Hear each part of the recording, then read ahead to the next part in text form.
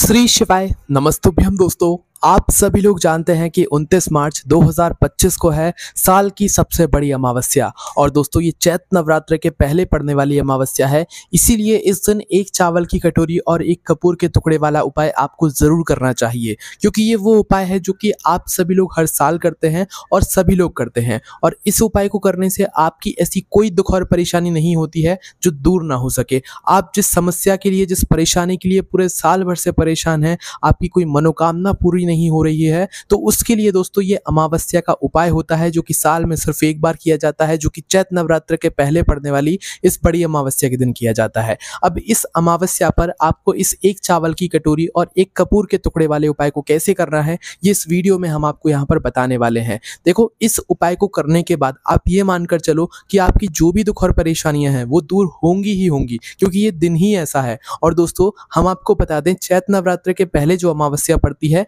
ये दिन पितरों का भी होता है, और इस दिन आपको पितरों का प्रसन्न करने का मौका भी मिलता है। और शायद आपको पता नहीं होगा कि कभी कभार हमारे घर में कोई दुख और परेशानी होती है, धन की समस्या होती है, पैसों की समस्या होती है, घर में लड़ाई झगड़ा बहुत होता है, तो उसका एक सीधा सा कारण होता है कि हमारे घर के पितृ, हमारे घर के पूर्वज हमसे नाराज हैं। और जब वो नाराज होते हैं तो हम कोई उपाय कर लें, चाहे कोई नियम कर लें, चाहे कोई व्रत कर लें, वो हमसे ऐसे प्रसन्न नहीं होते। वो प्रसन्न होते हैं सिर्फ इसी अमावस्या पर, जो कि चैत्र नवरात्र के पहले अभी 29 मार्च के दिन पड़ने वाली है। ठीक है, तो इसीलिए दोस्तों ये उपाय अपने पितरों को प्रसन्न करने के लिए भी है। अब आपको भले पता हो चाहे ना पता हो कि आपके पितर आपसे प्रसन्न है या नाराज है, पर अगर आप इस उपाय को कर लेते हैं तो आपके पितर अगर आपसे नाराज भी होंगे तो आपसे प्रसन्न हो जाएंगे, और आपके जीवन में जो भी दुख और परेशानियां चल रही होंगी वो दूर हो जाएंगी। क्योंकि ज्यादातर परेशानियां हमारे पितरों की वजह से ही आती हैं, चाहे फिर वो कोई भी परेशानी हो, धन से जुड़ी हुई ही क्यों ना हो। ठीक है, तो आइए जानते हैं कि इस वाले उपाय को आखिर आपको 29 मार्च के दिन कैसे करना है। देखो, उपाय के नाम में आपको एक बात तो समझ आ रही हो कि इसमें हमें एक चावल की कटोरी और एक कपूर का टुकड़ा यहाँ पर चाहिए पड़ेगा। ठीक है,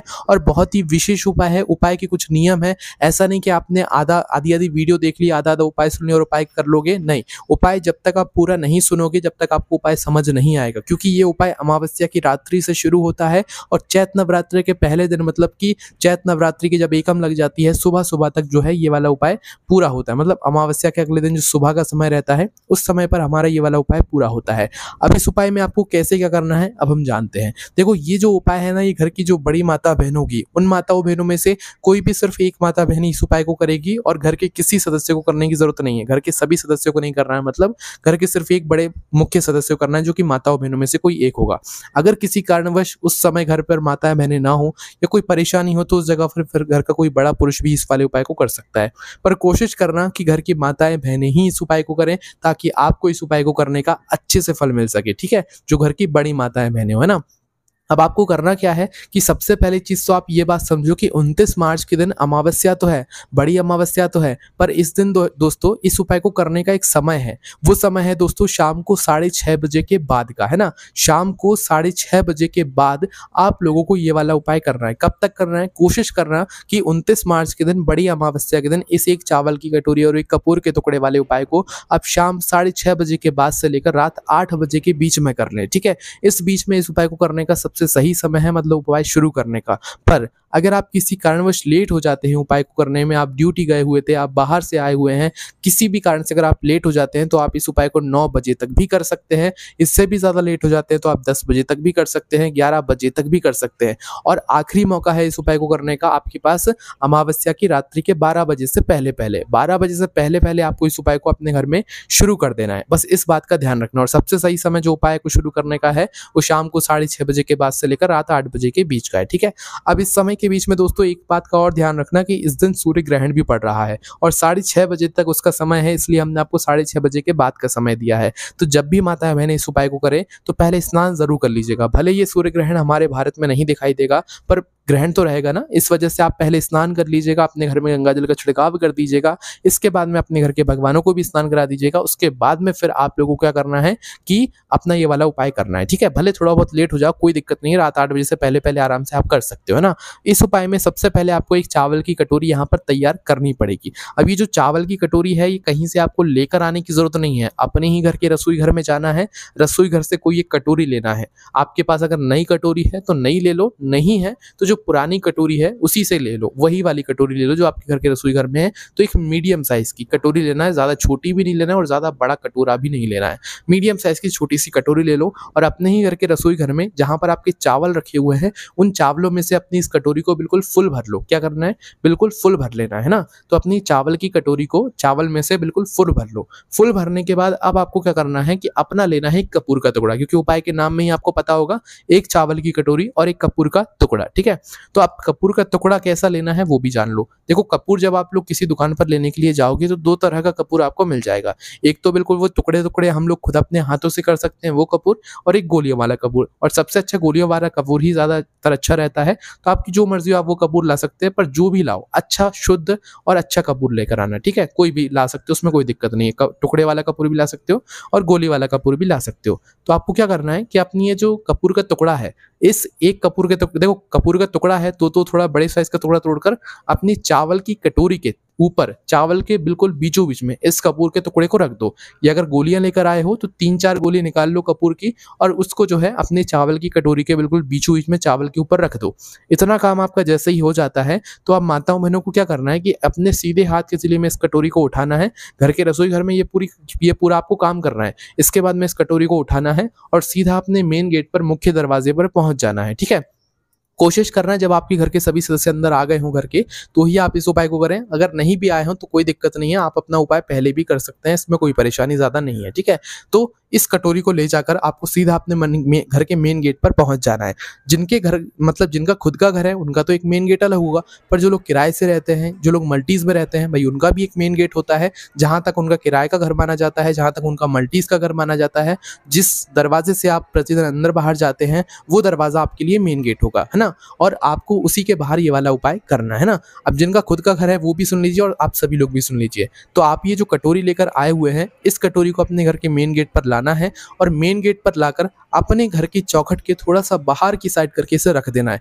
अंदर की साइड करके नहीं रखना है, थोड़ा सा बाहर की साइड करके। दीवार पर भी अगर रख रहे हो, अपने घर की बाउंड्री की दीवार पर भी रख रहे हो, तो हल्का सा कटोरी का जो मुख है वो बाहर की तरफ करके रखना। चौखट पर भी रख रहे हो तो हल्की सी कटोरी को अपने बाहर की साइड ही खिसका कर रखना, अंदर की साइड मत रखना, है ना। तो आप जो है इस कटोरी को लेफ्ट हैंड साइड भी रख सकते हो, अपने चौखट के राइट हैंड साइड भी रख सकते हो, कोई परेशानी नहीं है। अंदर से जब आपका राइट हैंड पड़े तो उस राइट हैंड साइड पर आप लोग चौखट पर इस चावल की कटोरी को रख देना। चाहो तो चौखट पर रख सकते हो, चाहो तो अपनी जो बाउंड्री है, दीवार है, उस पर भी रख सकते हो, है ना। अब ध्यान रखना, ये जो चावल की कटोरी है इसको पूरी रात भर हमको जो है अपने घर के मेन गेट पर रखना है, इसलिए इसको सुरक्षित करके रखना। मतलब कि इस चावल की कटोरी के पास में और जो कपूर का टुकड़ा ऊपर रखा हुआ है, इसको आपको सुरक्षित करने के लिए आप चाहो तो ईंटें वगैरह लगा दो, ताकि कोई भी बिल्ली, कोई भी गाय, कोई भी जानवर जो है आपके इस चावल की कटोरी को नुकसान ना पहुंचा दे। क्योंकि अगर पूरी अमावस्या की रात्रि में इस चावल की कटोरी को किसी ने भी नुकसान पहुंचा दिया तो फिर आप सुबह उपाय नहीं कर पाओगे, इस बात का ध्यान रखना। ठीक है, तो अपनी इस चावल की कटोरी के आसपास थोड़ी ईंटें वगैरह अड़ाकर ऊपर से अगर अच्छी सी कोई डलिया सी जो मतलब हो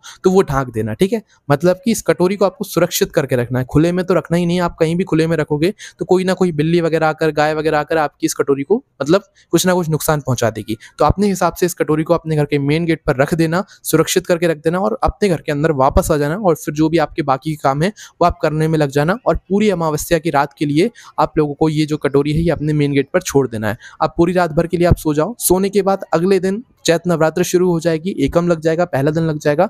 तो सुबह सुबह जल्दी उठना, मतलब कि सुबह 5 बजे, 6 बजे, 7 बजे जब आपका मन करे उस समय सुबह जल्दी उठ जाना। और उठने के बाद क्या करना है आप लोगों को, सबसे पहले स्नान करना है। अपने घर का जो भी साफ सफाई रहती है वो सारे काम करके भगवानों को स्नान कराकर अब आपको क्या करना है वो ध्यान से सुनो। अब अपने घर से एक माचिस लेना है, क्या माचिस, सिर्फ अकेली माचिस लेना है और माचिस लेकर सीधा पहुंच जाना है आपको अपने घर के मेन गेट पर, जहां पर आपने इस चावल की कटोरी को रखा हुआ था। ठीक है, अब चावल की कटोरी को जहां पर आपने ये रखा हुआ है, इसको, इसके ऊपर आसपास जो भी आपने चीजें रखी हुई हैं इसको हटा दो। अभी चावल की कटोरी को छूना नहीं है। ठीक है, पहले आसपास रखी हुई चीजों को हटा दो और हटाने के बाद अब सबसे पहले अपनी एक सीख निकालकर माचिस को जलाओ। जलाने के बाद इस माचिस की सीख को जलाकर अपने उस चावल की कटोरी के बिल्कुल बीचों बीच में रखे कपूर के टुकड़े को आप लोग जला दो। क्या करना है, कपूर के टुकड़े को हमें जलाना है, क्योंकि कपूर में जब आप आग लगाओगे तो वो आसानी से जल जाएगा। ठीक है, तो चावल के ऊपर जो कपूर का टुकड़ा आपने रखा हुआ था, सिर्फ उस कपूर के टुकड़े में आपको माचिस लगा देनी है और वो जल जाएगा। ठीक है, अब जब तक ये कपूर का टुकड़ा जलता है आपको वहीं पर खड़े रहना है, सामने ही खड़े रहना है और कपूर के टुकड़े को जलते हुए मतलब देखना है। जब वह कपूर का टुकड़ा जल रहा हो तो अपने पितरों से, अपने पूर्वजों से प्रार्थना करना कि जो भी आपसे अनजाने में गलती हुई हो उसके लिए वो आपको क्षमा करें और आपके जीवन में जो भी दुख और परेशानी आ रही हो वो दूर हो जाए। ठीक है, ऐसी प्रार्थना कर कर अब आप लोगों को क्या करना है कि अपनी इस चावल की कटोरी को उठाना है अपने सीधे हाथ के हथेली में, और इससे पहले आपको अपनी चावल की कटोरी को छूना भी नहीं है, ना तो उठाना है। ठीक है, सिर्फ कपूर को जलाना है। कपूर जैसे ही पूरा जल जाए, अपने आप बुझ जाए, उसके बाद में आप अपनी इस चावल की कटोरी को उठाना और उठाने के बाद सीधा अपने घर से बाहर निकल जाना। ठीक है, चावल की कटोरी को वहीं के वहीं उठाकर घर के अंदर मत लौटना वापस से ना, कटोरी को उठाकर घर के बाहर निकल जाना और आपके घर के पास में, चाहे आपके घर के सामने आसपास जहां पर भी कोई भी एक पेड़ हो जो कि बड़ा पेड़ हो जिसकी छाया नीचे आती हो, तो कोई भी एक बड़ा पेड़ और जिस पेड़ के नीचे पक्षी जो है दाना चुगने के लिए आते हो, तो किसी भी पेड़ के नीचे, चाहे पीपल का हो, चाहे बेलपत्रे का हो, चाहे आंवले का हो, चाहे कोई भी पेड़ हो, है ना, अमरूद का हो, चाहे भी का हो, चाहे आम का हो, कोई भी पेड़ हो, उस पेड़ के नीचे जाकर आपको ये चावल के दाने पूरे में फैला देने हैं। चावल की कटोरी में से निकालकर पूरे में फैला देने, एक जगह नहीं रखना है, पूरे में फैला देने, जिससे कि जो पक्षी होंगे, पशु पक्षी वगैरह होंगे, वो इन दानों को चुग लेंगे, है ना। और उसके बाद में जैसे ही आप ये चावल के दाने वहां पर डाल देते हैं तो कटोरी वापस आपको अपने पास में रख लेनी है और एक बार वहां पर भी प्रार्थना कर लेना है कि अपने पितरों से, पूर्वजों से और भगवान से कि आपके जीवन में जो भी दुख और परेशानी आ रही है उससे आपको छुटकारा मिले और आपको जीवन में सब कुछ ठीक चले। ठीक है, ऐसी प्रार्थना करके अपनी चावल की कटोरी को लेकर वापस आ जाइएगा और यहाँ पर ये आपके एक चावल की कटोरी और एक कपूर के टुकड़े वाला उपाय पूरा हो जाता है ना। अब दोस्तों कुछ लोग ये कहेंगे कि भाई हमें कपूर कितने बजे जलाना है, इसका एक समय बता दो। तो देखो, रात्रि के जो मतलब अमावस्या की रात्रि में जो उपाय करने का समय वो तो हमने आपको बता दिया कि शाम को 6:30 बजे के बाद से इस बार आपको ये वाला उपाय करना है, मतलब कि 29 मार्च को अमावस्या को शाम को 6:30 बजे के बाद से रात 8 बजे के बीच में करना है। लेट हो जाओ तो रात्रि को 12 बजे से पहले पहले उपाय कर लेना, 12 बजे के बाद मत करना। और जब सुबह कपूर जलाने की बारी आती है तो कपूर आपको दोस्तों जलाना है सुबह जल्दी उठकर, कोशिश करना सुबह जल्दी उठकर जला दो।